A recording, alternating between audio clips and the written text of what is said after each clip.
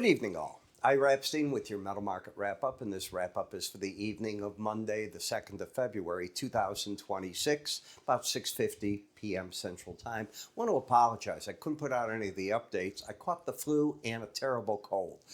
The flu's gone. I had the two-day flu, I guess. I had the shots, and it went through me, but it cleaned you out. But the cold is lingering, and my eyes are watering, my nose is running. It's ugly. But I wanted to put these out anyways. Obviously, you know what happened the other day on Friday. We saw the parabolic move come unwound in the metal markets. And part of it you could spot once the market took out an outside day up on gold low. And that gives you an inkling something's not right. And when that happens, I teach it in my course where the market often goes, and the market has gone where it often goes, which is strange, but it works, you know, sometimes. Everything in charting is sometimes. If you don't believe that, there's something wrong. You're playing probabilities, and you're playing that good patterns work most of the time, things of that nature. All right? They don't work all the time. Nothing does. If you're looking for that, you're probably not going to find it. In terms of news that we're getting out, you've got the Richmond Fed president's going to speak tomorrow at 7. The retail sales number is going to come out at 7:55. The API number at 3:30 in the afternoon. We already have heard from the Bureau of Labor Statistics, no jobs report this week because of the government shutdown. We're in day 3 as of today.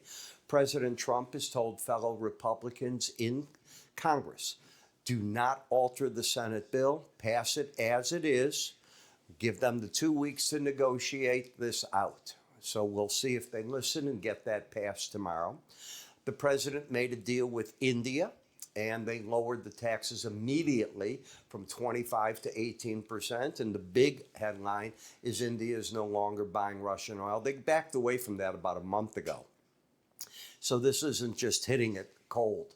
So that's another one down. Now he's dealing with Iran, and supposedly Stephen Witkoff from the U.S. will meet with his fellow part from Iran in Turkey, and they will be talking about what they can do to stop the U.S. from attacking Iran if Iran doesn't do 3 things. Number 1, stop the uranium enrichment and give up the enriched grade of uranium. Number 2, these missile development have to be curtailed in some manner. Number 3, stop supplying money to insurgents throughout the whole Middle East. It's a big ask. Iran doesn't like to be told to do anything. It's a negotiation from the U.S., and it's a negotiation with power. They can say they don't want to negotiate when the president has his finger on the button. Tough. That's all I can say. I think that the goal here is if the U.S. starts hitting the military fields in Iran, the people will uprise. If they uprise, will the local police and the military itself finally cave in and say we don't want to be killing our own people? That's what people are hoping for. I have no idea if that's reality or not. It sounds, as you can imagine, hoping and wishing for the best, but it often doesn't go that way. So those are the events you're dealing with.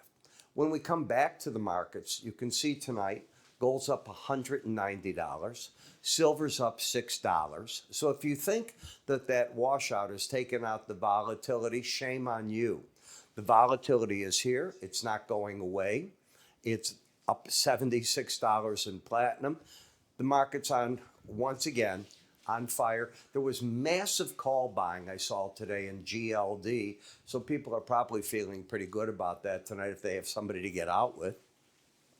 When you're looking at the energy markets, if a deal were struck with Iran, can you imagine their oil back on the market? Add to that Venezuelan oil, you're way overpriced then in this oil. I'm just giving you the best of scenarios. You had a monster break in natural gas. It's over $1. So that has been one rough road. So let's take a look at gold. On the correction, on a weekly chart of closes, a steep correction. You didn't wipe out the whole parabolic move. That's why I like to use weekly charts sometimes to show you. The move really began all the way back here. I can even go further back. But this last leg from here to there, you got back some of it, but not all of it. When you look at a bar chart, you see that right here. You came down through this low, right through here. Now you're getting your first bounce. It's amazing, isn't it, how fast you can fall to take out day upon day upon day of going higher in but 3 days. You wipe it all out. And that's the part of parabolic moves you have to understand. If you'll remember, I have been telling you, when it corrects, nobody's going to ring a bell. It's just going to happen, and it's going to happen in a way that you can't get out. And that's why I didn't want to trade that part of it. I had missed this leg. I had caught parts of all this through it. If you go to my videos here, I was talking about them and so on. This is the part I missed. Now, if you come back to this day, you had an outside day up last Thursday. When you took that out, that created the problem. Take my outside day course, you'll get an understanding of what I'm saying. So on this whole rally, where are we going? Fighting at the 18-day average. That's what I think it's going to do for a little bit. That's what I hope it does, so that it becomes a tradable market again. That's what I'm looking for. So we'll see if that does occur. You can see the pattern, higher high, lower low with the bounce there. You can see in the slow stochastics, you've come down to the point where you're not quite oversold. You have to be under 30 to be oversold, but you're approaching it, just hanging in right through here. The gold-silver ratio, as I said last week, now you're going to give up something here. It's going to take work to get back under 52 and make a new low in the market. I have my doubts it's going to do it. I think we've seen the best of the gold-silver ratio for a long time. That's my guess on it. In looking at silver, higher high, lower low, again, an outside day up. You take out that day's low and you go right to the 18-day average and even a lot further down. So this is how the warning signals come. And that's why I like these courses I gave you. I didn't make them up because I just wanted to make a course on an outside day. It is such a signal generating course.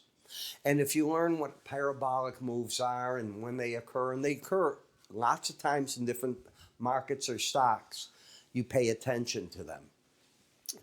You came to the Bollinger Band, you stopped. You really didn't stay over the upper Bollinger Band very long in silver, a couple of days, that's it. When you come to platinum, it stopped staying over the upper Bollinger Band. That was it. And then it nosedove, hit the lower band, and you're getting a bounce right now. And I wouldn't be surprised if you peak out in the dollar index up here, and we bottom out in the euro in the same type of move. So I'd be ready for that. If you want to get more information, go to our website at iraepstein.com. Just move your cursor to the top up here. There'll be an icon. You can hit the gear wheel over here if you're watching me on YouTube. And I'll catch you in the other videos tonight and first thing in the morning. I'm still leaking away here. You have a great evening. I'll catch up with you all tomorrow. Take care.